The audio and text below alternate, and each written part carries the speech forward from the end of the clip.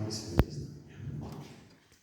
Итак, соболезнования родным и близким коллективу университета приходят из разных уголков нашей страны и за границы. Из Волгограда, из Гродненского государственного медицинского университета, Северного государственного медицинского университета и других.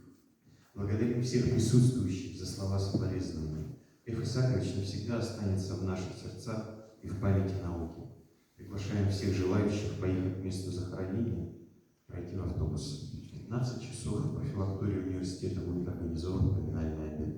Всем спасибо. Друзья, еще тут слова соболезнования подошли из еврейской общины. Да? Мы хотим сказать слова соболезнования, поддержки всем родным и близким и всем, кто знал Льва Исааковича от еврейской общины. Мы хотим сказать, что Лев Исаакович был очень авторитетным, значимым человеком для общины, образцом для подражания, инициатором многих идей, многих проектов.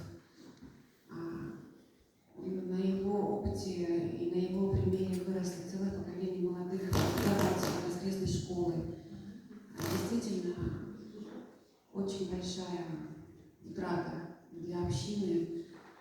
И мы хотим сказать слова соболезнования. Мы скорбим, мы потеряли такого человека, авторитетного, доброго, искреннего и очень пример для всех нас.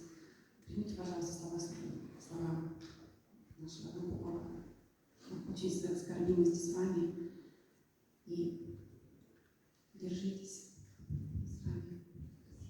Спасибо. Все желающие